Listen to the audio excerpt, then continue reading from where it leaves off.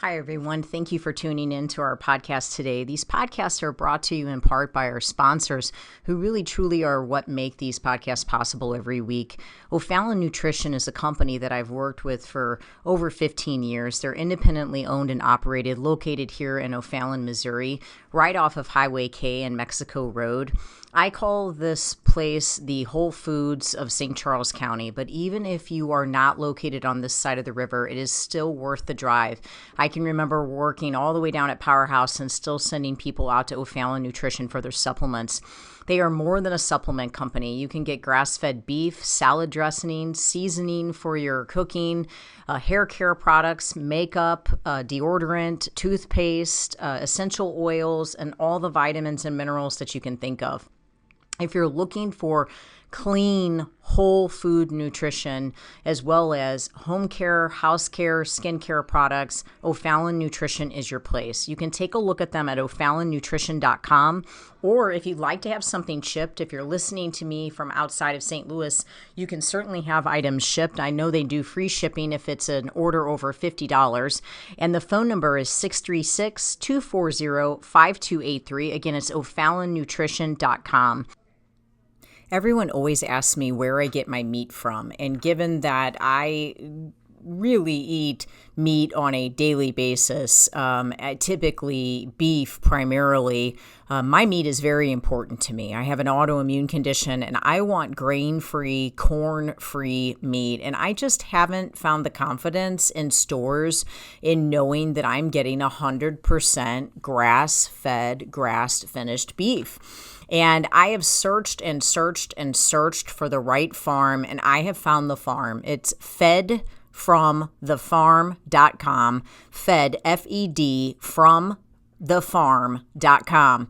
These farmers are amazing. It's a family. They're here in Missouri, and they have the desire, just like I do, to see people well and to see people healthy, and they put a lot into what they do. It's such a wonderful family to support.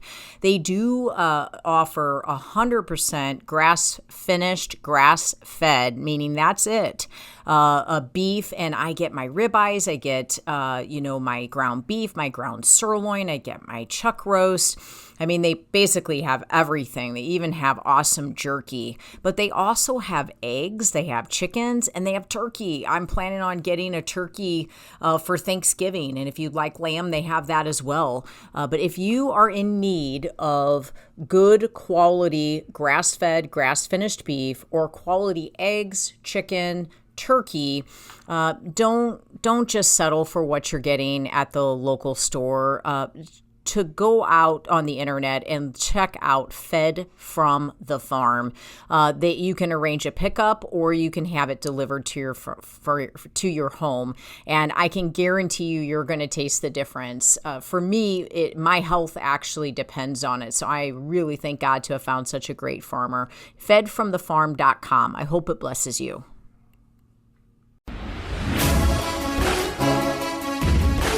Welcome to Faith, Fuel, and Fitness, the Integrity Way, with your hosts, John and Debbie Morris from Integrity Training Systems. Hey everybody, John and Debbie Morris from Integrity Training Systems on Real Talk 93.3. Welcome to the Warrior Show. If you haven't been with us before, we always like to start the show off by talking about what it means to be a warrior. And a warrior is a brave or experienced soldier or fighter. So you don't have to be brave and you don't have to be a soldier. You just have to be an experienced fighter, which means that you've had to overcome something. Like it hasn't just been handed to you your entire life, anything. If that's the case, then you actually get to consider yourself a warrior, which means that you're allowed to and should have the warrior mindset. And what the warrior mindset is it puts you in a position where you should never give up. That's actually what it means to be a warrior, is not giving up. Because you acknowledge that the hardest thing you've ever been through was overcome. So the hardest thing, or overcame, there you go. The hardest thing that you're dealing with right now can be overcame as well. And if you look at it like that, you actually stand to be able to stand up to whatever it is. But if you go into it, or you're in it right now, spinning on how it's never going to work out, it's not going to happen, I can't do this, you can actually speak that into existence, because someone who doesn't think they have a chance at all doesn't show up to win. And if you don't show up to win, the likelihood of you accidentally winning diminishes actually quite almost to the bottom of it. You look at this in sports, you see people who talk about like how hard it is, how much they train, and you see talent take people places that their discipline can't keep them. And they end up falling out or falling behind or not being as good as they were in the last place they were because they're not willing to put in the work.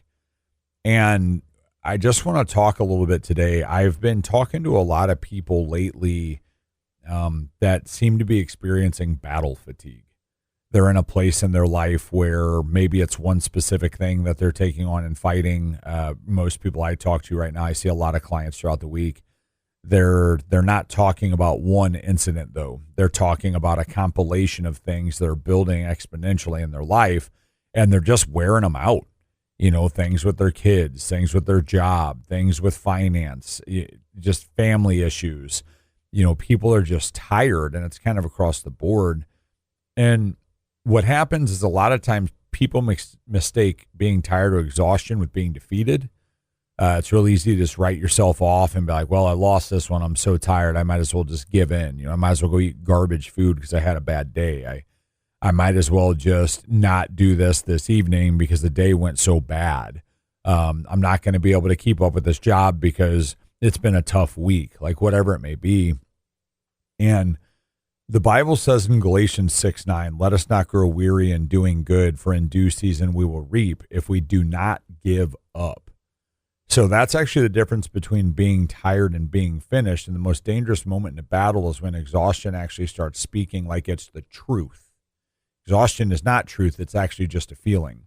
Nothing is changing. This isn't worth it. I can't keep doing it. It's actually weariness is a condition.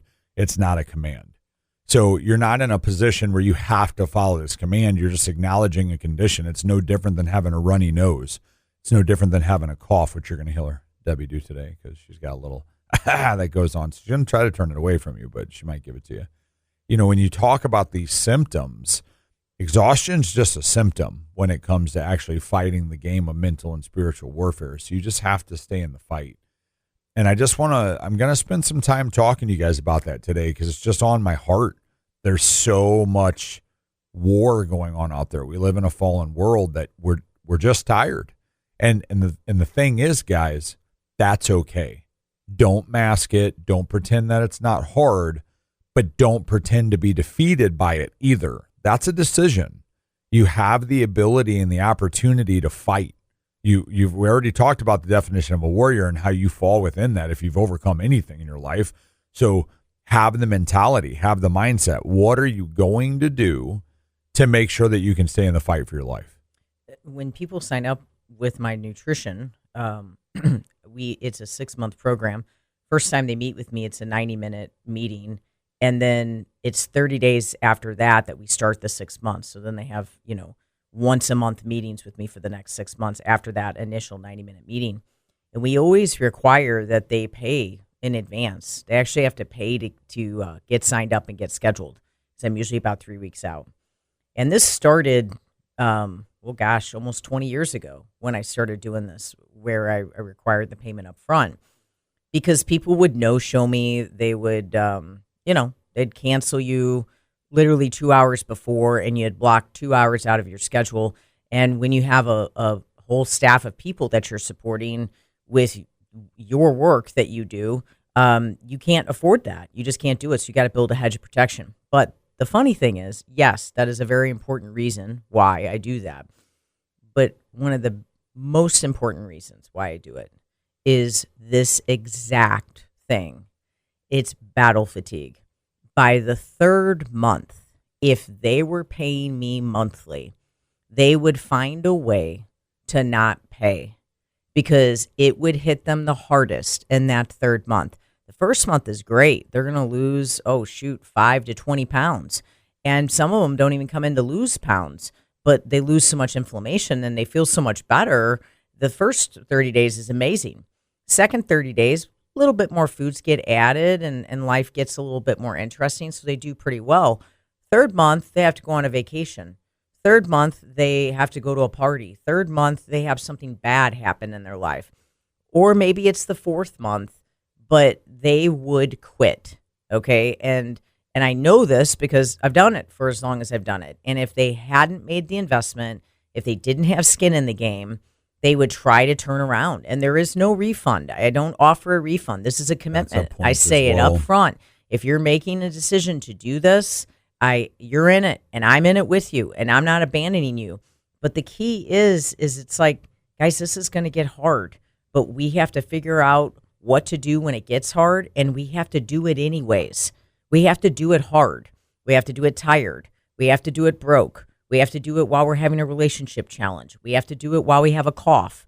We have to do it while we have a fever. We have to do it when a family member's in the hospital, and we have to bring our food with us, and we have to make the right choices when we go places. And so if I give them an out, the battle fatigue is coming. Any transformation that's worth having, I can assure you there is going to be a level of battle fatigue that's going to come. I mean, anything worth having. Exactly. So I've always built that in. And then there's always the part of it where I start ministering to them. And I'm administering perseverance under trial, right? I'm ministering patience. I'm ministering go back to basics. Create your formula. What worked in the beginning, go back to it. The plan is not failing you. You're not plateauing. You chose to change the plan, right? And that plan changed because you had a weakened moment, right? So we've got to fight for the change. Well, the problem is, like I said, that's a feeling. Exhaustion is a feeling. And you hear all these motivational speakers, and what do they talk about? Not running off your feelings, right? Not running off your emotions. Now, I get it. Motivation for that. I mean, I get it. You know. Yeah, exactly. It's like I know what physical fatigue feels like. Okay. I mean, take a rest day. I know what emotional fatigue feels like. I know what spiritual fatigue feels like. I mean, if we're going to be 100% transparent, I'm fighting fatigue right now. But guess what? Here we are talking, guys. And here's the point. You never want to make a permanent decision off the back of a temporary feeling. That feeling that you're having right now, it's not going to last forever. What's going to end up happening is you're going to give up and you're going to make a permanent decision to step away. And your future feeling will actually be that you shouldn't have. So you're going to give yourself feelings down the road that are negative, and you're going to base it off of a feeling right now. So the best thing you can do is wipe that feeling away and think about the actual permanency of the decision that you could be making because you're not in the right mindset. I mean, think about if you were drunk. Think about if you have ever been on any form of medication that makes you kind of weird, or pain meds or anything like that, and trying to make an intelligent decision while not in a coherent state. Exhaustion does the same thing, guys. Yeah. You're at a disadvantage. You are actually at a chemical disadvantage if you're physically tired, right, to be able to make an intelligent decision. So just be careful on giving up, because I promise you fatigue isn't going to innately give you this hyper motivated feeling to do better. So when you listen to the emotion, that feeling of giving up, that's probably not something positive that's coming out of consideration. It's more likely than not something that's coming out of a feeling that you're not going to be able to overcome. And you really need to give that consideration, because like Debbie said, maybe you do need a rest day. Maybe you need a moment. Find that before you give up on what you're trying to overcome. For more information on what we do at Integrity Training Systems with a 6-month nutrition program with myself, or a free personal fitness assessment with our personal trainers, take a look at integritytrainingsystems.com or give us a call at 636-299-2208. For gluten-free, dairy-free baked goods delivered to your door from my personal bakery, take a look at sophiesbakery.com. And for 100% grass-fed beef, the only meat that the Morris family will eat, take a look at fedfromthefarm.com.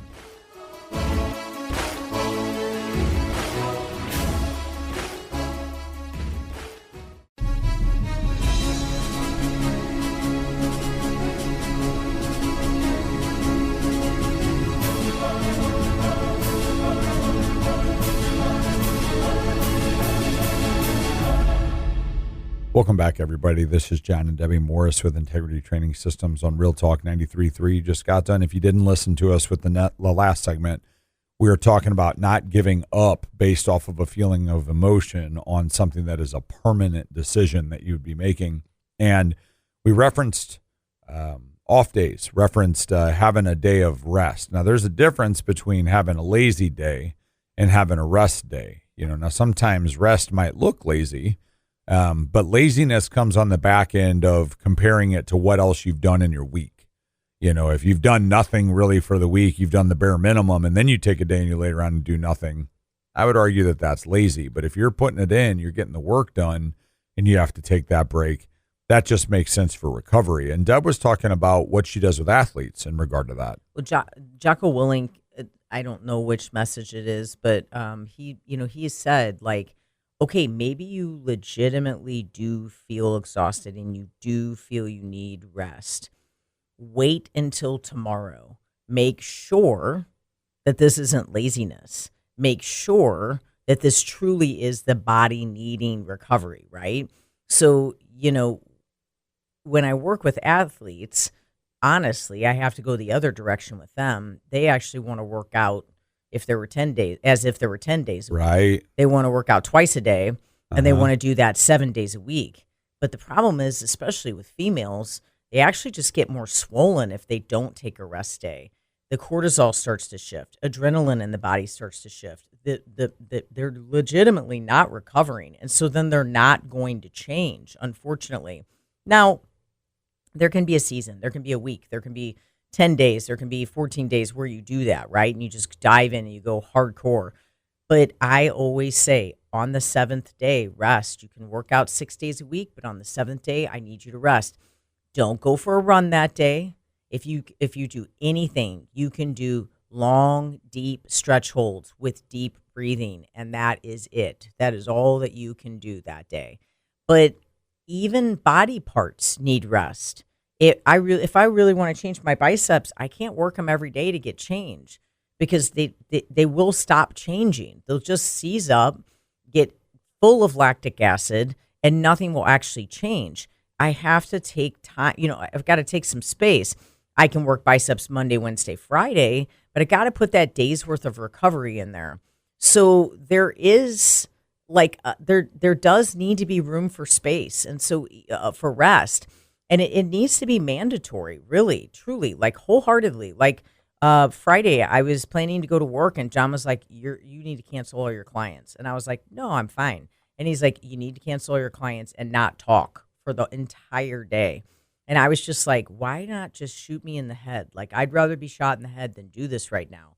But at the end of the day, rest. I just needed to not you talk were coughing all day. nonstop hard 2 times a minute for 12 seconds at a time, looking like you're going to blow your eyes out. Right. So it's like, I'm glad you're motivated to get something done, but how much worse does that get? Right. And then that exhaustion we're talking about, now it actually does set in. And then what? Right, exactly. You miss 3 days. Even with the food, if I meet with someone that goes through that 3-month process where they're really struggling and, their mind starts to get weary, I'll say something like, okay, let's have a week's worth of Fit Flavors delivered. There's multiple factor meals. There's multiple different places we can do this. I'll just say, no cooking. We're taking a cooking break for the next week or for the next 2 weeks. Heck, for the next month if we have to. Let's have all of your meals delivered. Or what family member do you know that really needs some extra money that you can pay them 4 hours to go to the grocery store, get your groceries, and come home and cook all your food? Can you have all your groceries delivered to save you time? So that's actually a rest day or a rest week or a rest 2 weeks. It's just adding space. It's time to take a little bit of a break, recover your body, recover your mind, get yourself reset and back in the game, reminded why you're doing what you're doing, positioning that why and that purpose and that mission in front of you again, clearing the lens, regaining focus, stepping in a foundation of sure footing as you move forward. Check your footing, right, John? What did we talk about with that the other day? That sure footing. Well, just making sure that you're standing on, the Bible even talks about standing on a solid foundation. Standing against the devil's schemes. Against the devil's Stand schemes. firm against the devil's schemes. And I think sometimes people get confused on what victory is. Like, victory sometimes is just simply not quitting. I mean, look at any war that's ever happened. It's not like battle after battle after battle after battle after battle is won. A lot of times it has to do with having more battles that are won, and that wins the war. Skirmishes sometimes, nasty, dirty fighting. You look at cage fights. It's like you got guys that end up winning the fight with a knockout, but they just got creamed for 2 rounds. Like if that guy goes to his corner each time thinking he's destroyed, then he's going to give up. And they even talk about this in the Bible. If you look at 2 Corinthians 4:8-9, you are afflicted in every way, but not crushed, perplexed, but not driven to despair, persecuted, but not forsaken, struck down, but not destroyed. When Paul says all of this, he's not like, we weren't struck. He says we were struck down, but we weren't destroyed. Right. So if you're struck down right now and you're calling it destroyed, it goes right back to what I talked about the last segment. You're talking about defeat when it should just be talking about exhaustion. There's going to be seasons where winning doesn't look like you're charging the hill. It's going to look like you're getting back on your feet one more time from being knocked down off of it. There's a reason we have a shield of faith that's given to us in the Bible, because sometimes you're meant to hide behind your shield while moving forward. It doesn't mean you hide behind your faith and do nothing. It means that you have faith, you can get through it. You plant your shield and you move forward. You got to pray again. You got to show up again. You got to put yourself in a place where even if you got in an argument with your wife, you say you're sorry and you move on. Even if you got in an argument, had a bad situation with your kid, you actually turn around and try to correct that. You got tempted by something and you failed to resist it. The food, just resist it next time. It's about showing back up again. You get out of bed every day and you try to do it again. Sometimes that's all courage is. It's just deciding that you're going to get up and do it again. It's not bravery and courage aren't the same thing. You don't got to be brave to have courage. You just got to be courageous and bold and decide to move forward in spite of anything that's coming at you. You just have to decide that you are going to have a never give up attitude. And if your words that you're speaking to yourself is, this has ruined my life, I'm not good enough, I'm ashamed, I have failed, I'm a failure, I'm never going to amount to anything, I'm never going to lose this weight. Right. I'm never going to get healthy. I'm never going to make it through this trial. We'll never have enough money. It's not going to happen. It's not going to happen. I mean, miracles can happen, sure. But, I mean, what about Peter when he was walking on the water? Just saw a video for that the other day. Right? I mean, he straight up sank. And then when Jesus went and hugged him, he said, "Why did you doubt me?" Right. He'd never given them a reason to doubt him, right? God's never given us a reason to doubt him, and yet we're like professionals at doubting, right? We got to change that inner dialogue. For more information on what we do at Integrity Training Systems with a 6-month nutrition program with myself or a free personal fitness assessment with any of our personal trainers, take a look at integritytrainingsystems.com or give us a call at 636-299-2208. For gluten-free, dairy-free baked goods delivered to your door from my personal bakery, take a look at sophiesbakery.com. And for 100% grass-fed beef, the only meat that the Morris family will eat, take a look at fedfromthefarm.com.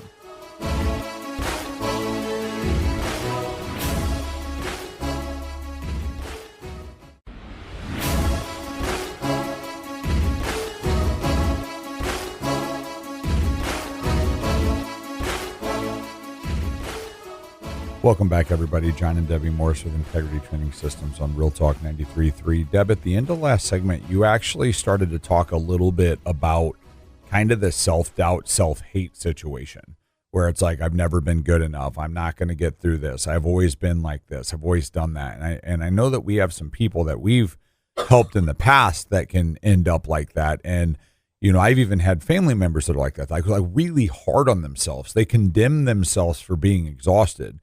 The thing is, though, God actually never condemns the warrior for being exhausted. He actually strengthens them. And this is something where I think people get confused, because if you actually read 1 Kings 19, I'm not going to read the whole thing, but you go read it. It's talking about Elijah, and he had actually experienced a spiritual victory. We just talked about this in church as well. I mean, like a big time victory. And after that, he became so depleted that he wanted to die. He went and hid in a cave. I mean, like, won a massive war. He's not even in it anymore. And he goes and hides in the cave because he's so tired, and he lays down. He's like, God, take my life. I'm so done. You know what God didn't do? Judge him and start lecturing him. And if God's forgiven you, what the heck are you holding against yourself? Why are you saying you're not good enough? He had Elijah sleep. He had Elijah eat. He rested. And then God dealt with his heart after that. And what he did is he just sent him back forward. He just showed him that he could do it. To your point earlier, Deb, that's the importance of resting. Resting is not surrendering. Giving up is surrendering. But taking a moment of reprieve where you can is important. Even Jesus slept, right? He withdrew from crowds. He ate and he prayed alone. Even God rested on the seventh day. So physical exhaustion, like I talked about in the first segment, can distort the way we see our spiritual battle. Emotional and spiritual battles can be lost in the physical plane. That's why the Trinity of humanity is so important, mind, body, spirit. We preach that. We preach about strengthening all three because if you're not paying attention to all three, I'm not telling you got to have six-pack abs, but your body better be healthy. Because if you're dealing with physical exhaustion, you're going to turn around and lose the mental game. And what happens is people get emotionally defeated, and so they go eat garbage to make themselves feel better. Well, guess what? Way to defeat yourself on one front where you already feel like you're losing on the other, and now you're going to rely on the spirituality, but you don't feel the connection and you're condemning yourself. When you are down in one area, that is when it is time to shore up your footing in the other two. Right. I mean, some people go for alcohol. Some people go for weed. Food is the one area that you can have great control over. And the food, if it's nourishing and it's balanced, it'll keep you going from going to the alcohol. It'll keep you from going to the weed when you're in that super weak moment because it keeps your brain balanced. I was listening to Pastor Jeff Perry the other day, and he was talking about, as a young kid, he was just short and not a stocky guy, right? He was just a really small guy, but he insisted on trying to play football. Okay. Right. And so he's getting his teeth kicked in, basically. I mean, just being thrown all over the field. And the coach basically came to him and he said, listen, you're going to either listen to me or you're not going to continue playing this game. Yeah, he's like afraid he's going to get killed. Yeah, because I'm not going to let you continue to get this, this hurt. And so he shows him how to shore his footing. He's like, you got to turn your hips this way. You're standing perfectly, straight, and someone hits you, you're going to go flying. But turn your hips slightly and turn your shoulders and drive with your shoulders and drive your feet into the ground. He said the next time someone tried to hit him, still knocked him over because the guy was 5 times his size, but nowhere near as bad. And he actually gave him a little bit of trouble doing it in the process. And he basically in the message said, are you getting your teeth kicked in right now by the devil? He said, shore your footing. Just shore your footing. And so I told John, I was like, we need to check each other. If whatever this, the situations that we have that are going on, if one of us starts talking the wrong talk, we need to just say, shore your footing. No, you said square up. Oh, square up. That's right. That's right. That's so good. You said if you see me struggling, you say square up. And you said that's all I got to hear. Because I think I'm going to check myself. I remember that I was taught in boxing, with my footing and where my hands needed to be. And I remember. I mean, that's even a threat. Right. If you tell someone square up. If I'm not squared up, then I'm going to get hit. Right. I used to say it like that. So at the end of the day, it's great that I have a husband and it's great that I'm saying, call me out. Yes. Call me out. Listen, the people that care about you the most will not let you sit in your garbage. Mm-hmm. If someone's letting you sit in your garbage and or telling you it's okay, check yourself on who you're talking to. Mm-hmm. Because the tough conversations are the people you want around. I'm not talking about condemnation. I'm talking about uplifting to get you back in the fight. That's the kind of teammate you want. If someone says, I think there's more to the story, is someone is still trying to understand what's going on with you and they feel like they're missing something, it's because the Holy Spirit's leading them to that. And if they didn't care about you, they wouldn't be trying to find out more about you. So when my husband is saying square up or my husband is saying secure your footing or when I'm saying that to my husband. Yeah, we're not walking away. We know that we need that, right? And so, yeah, sometimes it can feel like you're getting bruised a little bit by it, especially when you're all up in your feelings, right? You don't want somebody telling you what to do. Right. But it's truth. And so deep down, the offense is only coming from your insecurity. Right, because they're actually trying to get you out of the affliction. Exactly. Because you're in a moment where you're actually only harming yourself. And I think sometimes people get confused because they look at the mountain. Like, everybody, the Bible's clear that we can move mountains, right? But Sometimes you need to not look at the mountain. And I've heard climbers talk about this. Like, you climb Mount Everest, you do these things, you run these marathons. Like, I have a friend of mine, he ran the Moab, I think it's called 240. It's 240 miles without stopping. These guys aren't stopping for an 8-hour rest at different hotels. They're sleeping on the ground in the Moab desert, just getting through it. And the longest he slept per time, because he has pacers that were with him, is 15 minutes. He'd say, if I don't get up in 15 minutes, my alarm poke me. This dude, I mean, crushing it out there, okay? And they'll tell you they're not looking at the mountain. They're not looking at 240 miles. They're looking at the next step, okay? So the Bible doesn't talk about needing strength for an entire journey. If you read Matthew 6:34, it says, do not worry about tomorrow. And it even continues by talking about tomorrow's troubles are going to be there and you have enough to think about today. So if you're exhausted and you're looking at an entire mountain, you're probably going to get crushed. So if you're stuck at work and it's not a good year or whatever you're dealing with, and you're like, oh my gosh, I have to do this for another year, that's probably the wrong way to look at this. What if you asked yourself and said, what has God asked me to do today? Do I need to make a phone call, finish today's work? Do I need to love on my spouse more than I did yesterday? Do I need to be there for my kids? Should I pray tonight? Because I've been missing that for a few nights. You got to get through the temptation and take the next right step. It's not about, I have to take on this entire mountain. It's like, how do I take on the entire mountain? Because if you keep looking at something daunting and you keep defeating yourself by it, you need to start looking at tactics. If you're looking at someone that's a bigger fighter than you, back to Pastor Jeff Perry, if you're looking at someone that's a bigger football player than you, you can't look at, oh my gosh, this guy's going to crush me. You got to look at, where are his feet? How is hips turned? Can I get under him? How do I get past him? Like, what's his weak points? You don't look at someone bigger than you and say, oh, well, that's it. I'm just done. I'm tired. I'm hurting. I'm discouraged. And you have to decide to say all of that and say, but I'm still here. You know, it's not someone who doesn't get knocked down. It's about acknowledging you don't belong in the dirt. And that's what he did in the football field. Is he said, he kept getting up out of it. He knew he didn't belong there, but you can't tell me he didn't feel like, what is going on? So a coach comes in and he doesn't say, good hustle, buddy. Keep it up. You're doing so good. He says, check yourself, square up, ready your footing. Let me show you how. And he did it, and he stayed out of the dirt because he knew he needed to stay out of the dirt. If he had gotten all up in his feelings like most of our world does now, I'm like, I don't want you to tell me what to do. I'm doing my own footing. I'm doing my own this. I'm going to do it my way. Like this guy judging me. No, he's not judging you. He's tired of watching you hurt yourself.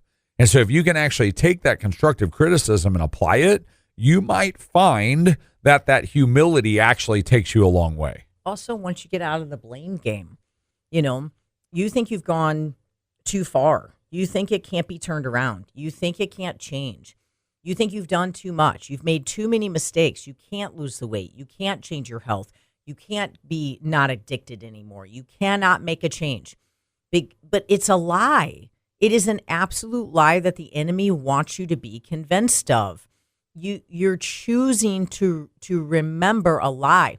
At no point does your past, and if your past was literally an hour ago, I don't give a crap.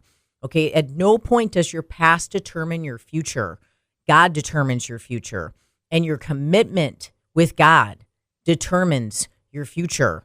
The way that you serve him, the way that you stay in the word, the way that you forgive yourself, the measure in which you forgive yourself, the measure in which you forgive others, and the measure in which you're willing to square up against the devil's schemes is going to determine your life. It's going to determine your future. It's going to determine what is even possible for you. If you give up and you give in, then you'll be just like he was on the football field. You're going to be thrown around. You're going to be kicked in the teeth. And if you don't honor the fact that you didn't have your footing sured, you were not squared up, and you just blame it on all the excuses for why you couldn't do your food, all the excuses for why you went ahead and drank alcohol, all the excuses for why you went ahead and smoked weed, all the excuses for why you went ahead and abandoned, all your morals and mistreated someone, or just ultimately ended up doing something really terrible. All the excuses are lies. Yeah. And they're going to keep you from ever squaring up. Yeah. So you have got to seek the truth. And the most important truth that you can seek is the Word of God. Now, iron sharpens iron. If you can find someone that can build you and someone that's willing to be honest with you and someone that's willing to confront you and someone that's willing to say, square up, man, you're getting kicked in the teeth. I'm watching it happen to you. That's not who you are in Christ. Change it. Get in the Word. Get on your food. Get your water drinking. Get some rest. Get yourself detoxed. And let's get back in this game. Well, that's why you're supposed to surround yourself with like-minded individuals, is so that you are in the same mindset. And I don't think that necessarily means like, oh, you like football? I like football too. I think it's talking about the mindset of not giving up, the mindset of being a warrior, the mindset of doing what you're called to do and pressing through. And what's interesting is a lot of the reason people give up is because of fear. And I wish I could remember exactly what Pastor Beth said about that circle of those three things. It was really good, but one of them results in fear. And rejection. Yeah, rejection, fear, and then loss of control, right?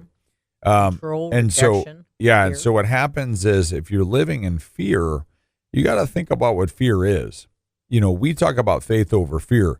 Well, faith and fear are actually the same thing. They're belief in something you can't see. So you need to decide which one you're going to choose to believe in. Are you going to faithfully believe that God can come through and that you actually can overcome something, or are you going to fear that you can't?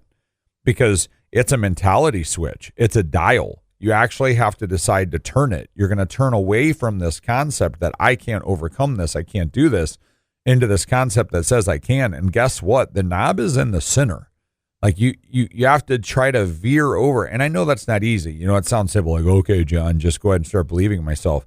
Yeah, to a certain extent you do. And if you can't, you have to find someone to help you. For more information on what we do with a 6-month nutrition program with myself or a free personal fitness assessment with any of our personal trainers, take a look at integritytrainingsystems.com or give us a call at 636-299-2208. For gluten-free, dairy-free baked goods delivered to your door from my personal bakery, take a look at sophiesbakery.com. And for 100% grass-fed beef, the only meat that the Morris family will eat, take a look at fedfromthefarm.com.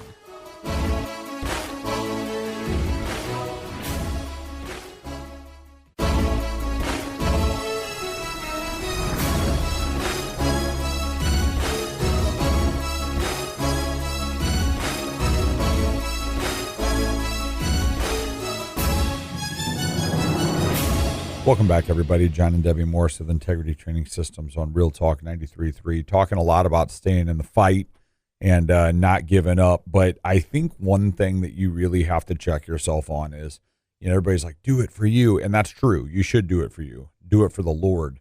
But remember what you're fighting for. So many people want to dismiss that. It's like, you get so hung up on how hard the fight is that you forget why you're fighting. So sometimes it's good to just take a step back and look at that. And if you're having a hard time stepping back, go ahead and write it down on a piece of paper. Make yourself see it. Put it on your mirror. Put it in your car, on your visor. Put it where you get ready. Put it somewhere that you have to read it. In Hebrews 12, 1-2 tells us, run with endurance the race that lies before us, keeping our eyes on Jesus. Fatigue can actually make your world very small, because if you start thinking about only how bad we want pain to stop, then it's easy to give up, or think that giving up makes it easy. Because you're like, if I run from the pain goes away, right? It does not. In fact, it always gets worse. You always end up putting yourself in a position like, I don't know many people that you hear about that are on their deathbed that don't regret something. They gave up on something and they regret it. So try to get there and say, I've ran the good race. I've fought the good fight. I ran with endurance, not with sprints that won. Like what is your why? Is it your family? Is it your calling? Is it people watching your example? That's huge for me. The person you're becoming, the work God still has for you. We have a friend, and he said that when he goes to heaven, he hopes the first person God lets him meet is the version of himself that he was called to be. And he prays it's a mirror reflection. He just wants to see if he made it. So is that what you're trying to do? You're trying to become the person you're meant to be? Family and the person watching me as an example is huge for me. Now, obviously, I have a lot of clients I work with, and I want to live a good example of not giving up so that they'll fight as well, so that you guys will fight. But my daughter, if my daughter doesn't watch me fight, when things are hard. Why in the world would she decide when she grows up and things are hard to stay in the fight? It doesn't mean that she's going to win every fight, every moment of every second she's in right now. But what it does mean is my dad never surrenders. And so even if I fail right now, I can't surrender. And so she may decide to persevere just because of my day's perseverance and her watching me to surrender. Who's watching you? Do you have kids that are watching you? Should you be doing what you're doing for them? Should you be deciding I'm not going to pursue that, even though it really is a comfort for me, comfort food, comfort alcohol, whatever it may be? Should I not pursue that so that my kids don't grow up thinking that's what I should do? Are you getting in a fight with your spouse that could be avoided if you just backed away a little bit and acknowledged that you're just battle fatigued and exhausted, and so you're snapping at the first people you can snap at? Because you've put on the facade all day, you've worn the mask, and now you come home and you let your guard down, and your spouse has to ask you about something they have to ask you about, and you're yelling for what? That person's not your enemy. What are you yelling at? What are you being an example of? Is your spouse now going to give up on their fight because you yelled at them? Are your kids going to grow up thinking that they should give up and yell at their spouses? These are things to think about, okay? Because prayer is actually pretty simple when it's hard. And you're like, I don't know what to pray for. I don't know what to say. I don't have any eloquence left. I talked about this. We do a Bible study with a 20-year-old in Florida, and I was talking about how, because I went to college to be a literature professor and ultimately dropped out and didn't end up doing that, but learned quite a bit, learned eloquent speech. I can pray and make it sound very professional. But what I found is sometimes within the professionality of praying, I would put myself in a position where I was over speaking. It sounded eloquent. It sounded good. And I was hung up more on, does everybody hear my prayer sound good, than what I was actually praying. And so I had to take a step back. And it's okay when you don't have that. It's okay when it's not pretty. Lord, I don't have enough strength for tomorrow. Can you give me enough for my next step? Isaiah 40:29-31 says, give strength to the faint, and that those who hope in the Lord will renew their strength. Notice who receives it. It's actually you. It's the weary, the weak, and the exhausted. He's not waiting on you to become strong enough for you to approach him. That's like saying, you know what? I'm going to go to the doctor, but first I'm going to wait until I feel a little bit better. You know what? I'm going to go to a counselor, but first I want to work through some of these emotions. I'm going to come to God, but I'm going to wait until I figure out how to be perfect first. Okay? I just think that a lot of people think they have to stay strong to keep fighting. That's not true. You don't got to see the finish line to take another step. Anybody that's ever run a marathon can tell you that. There's people at the beginning of the run, they see you start, and there's people at the end of the run, they see you finish. Nobody sees the grind in the middle, and you don't got to see the finish to be in the grind. One step at a time, okay? Here's another good one. You don't have to carry tomorrow's weight today.